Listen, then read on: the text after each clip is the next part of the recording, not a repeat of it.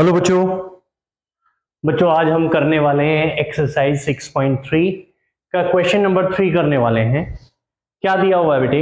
Diagonals AC and BD of A trapezium ABCD with triangle AB parallel DC intersect each other at the point O using a similarity criterion for two triangles show that AO upon OC equal to OB upon में OD। ये proof करना है बेटा। क्या दे रखा है? एक trapezium दिया गया है ABCD, ठीक है, जिसके डायगोनल्स AC और BCD एक दूसरे को क्या करते हैं? इंटरसेक्ट करते हैं एट पॉइंट O पर, जिसमें AB पैरेलल क्या दे रखा है? DC दे रखा हो। तो हमें क्या करना है? ट्रायंगल्स की सिमिलैरिटी क्राइटेरिया यूज करके AO upon OC equal to OB upon OD करना है। सबसे पहले क्या करेंगे बेटे?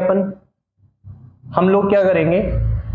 फिगर बनाएंगे बेटा, ट्रेपेजियम बनाएंगे। सबसे पहले इस तरीके से हम लोग क्या कर लेते हैं? एक ट्रेपेजियम डिजाइन कर लेते हैं बेटे, ठीक है जी। मान लीजिए ये ट्रेपेजियम है। इधर क्या हो गया बेटा? AB हो गया, इधर क्या हो गया? CD हो गया। एक डायगोनल बना दिया हमने, ठीक है जी। एक BD से डायगोनल खींच लिया, ठीक है। ये पॉइंट हो गया O, जो इंटरसेक्शन पॉइंट है, ठीक है। तो इस तरीके से कुछ फिगर होगा। तो हम लोग क्या करेंगे भाई? सबसे पहले भाई AO कहाँ है? यहाँ है। OC कहाँ है? इधर है। OB कहाँ है? यहाँ है। और OD यहाँ है।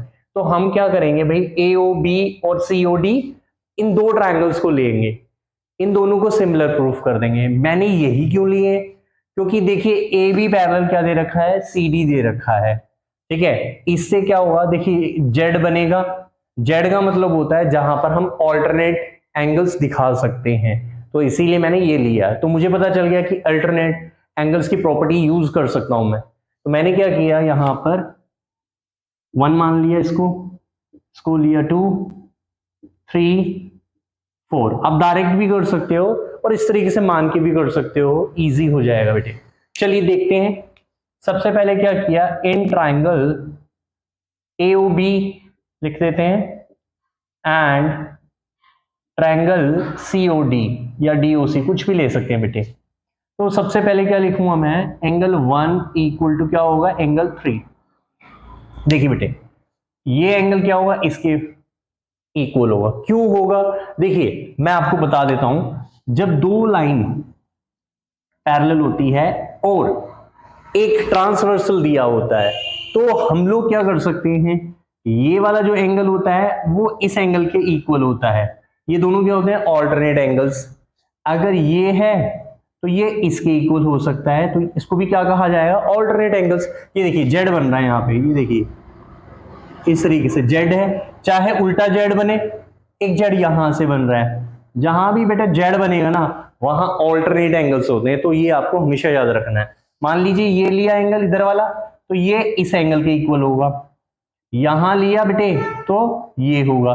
तो आपको क्या याद रखना है? जब भी जेड बनेगा तो ये वाला एंगल है जैसे, ये इसके इक्वल हो जाएगा, ठीक है। अगर मान लीजिए उल्टा जेड बनता है, ठीक है, इस तरीके से, तो बेटा ये एंगल क्या होगा? इस एंगल के इक्वल हो जाएगा। तो ये क्या होते हैं? Alternate angles. ये जेड कब बनता है? जब पैरेलल लाइंस गिवन होती है बेटा, क्लियर। और एक क्या हो जाता है? ट्रांसवर्सल हो जाता है। तो ये आपको हमेशा याद रखना है। आई होप आपको ये समझ आया होगा। चलिए एक क्वेश्चन देखते हैं हम लोग। देखिए तो हमारा क्या हुआ? 1 इक्वल टू 3, ठीक है जी। क्या आ गया जी? Alternate angles. आप ये क्या है? ऑल्टरनेट एंगल लिख सकते हो। वैसे इंटीरियर है तो इंटीरियर लिख दोगे, आप ऑल्टरनेट एंगल्स लिख दो, ठीक है जी। दोनों ही कवर हो जाते हैं। इसके बाद क्या है? Angle 2 equal to angle 4। तो ये भी क्या होगा बेटा? ऑल्टरनेट एंगल होगा, ऑल्टरनेट एंगल्स, ठीक है जी। उसके बाद ये तो 2 हो गया। ये वाला जो एंगल है, ये इस एंगल के भी तो इक्वल होगा बेटे। इसको कहा जाएगा वर्टिकली अपोजिट एंगल। तो आप क्या लिखोगे? Angle AOB equal to COD। Bracket में क्या लिखोगे? VOA लिख सकते हो, या वर्टिकली अपोजिट एंगल,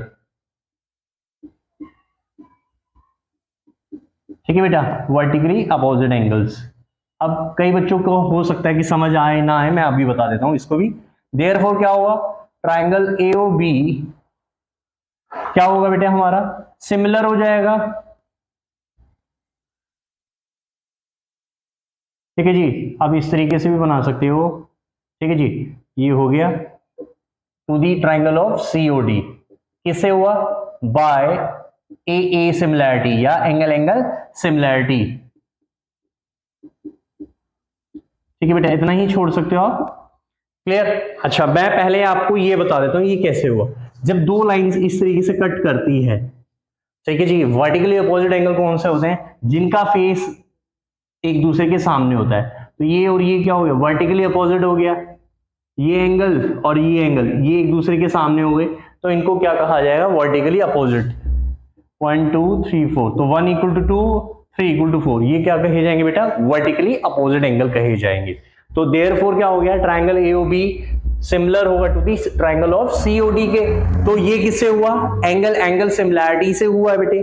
अब हमें क्या चाहिए, जब दो ट्राइंगल क्या होते हैं, सिमिलर हो जाते हैं, तो उसकी जो कॉरस्पॉन्डिंग साइड्स होती है वो प्रोपोर्शनल रेशियो में होती है, या प्रोपोर्शनल डिवाइड करती है, या इक्वल रेशियो में होती है, आप कुछ भी लिख सकते हो। देयरफॉर हम क्या लिख सकते हैं, AO अपॉन में OC equal to OB upon OD हो जाएगा बेटे। दैट्स ऑल, यही हमें प्रूव करना था। ठीक है जी, इसको हम किससे लेके आए हैं भाई, ट्रायंगल वाली प्रॉपर्टी से लेके आए हैं।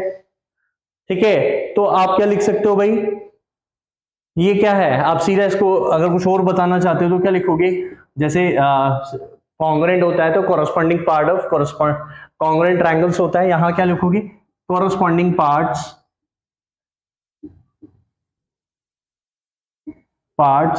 Of similar triangles. ठीक है जी, similar triangles, that's all. I hope आपको ये क्वेश्चन अब क्लियर हो गया होगा। इस क्वेश्चन में कोई भी दिक्कत नहीं होगी। फिर भी अगर किसी को भी कोई भी दिक्कत होती है तो आप लोग मुझे कमेंट सेक्शन में कमेंट छोड़ सकते हो। अच्छा, इसको एक और चीज लिख सकते हो बेटा, पार्ट्स की जगह साइड्स भी लिख सकते हो, तो कोई इश्यू नहीं है, आप यहाँ साइड्स भी लिख सकते हो, क्योंकि ये साइड्स है ना, तो आप साइड्स भी लिख सकते हो। ठीक है, तो ज्यादा से ज्यादा वीडियो को शेयर कीजिए, लाइक कीजिए, चैनल को सब्सक्राइब कीजिए और बेल आइकन को जरूर प्रेस कीजिए, ताकि आपके पास मेरी वीडियोस के नोटिफिकेशन आते रहे। तो बच्चों, मिलते हैं नेक्स्ट वीडियो में नेक्स्ट क्वेश्चन का। थैंक यू बच्चों।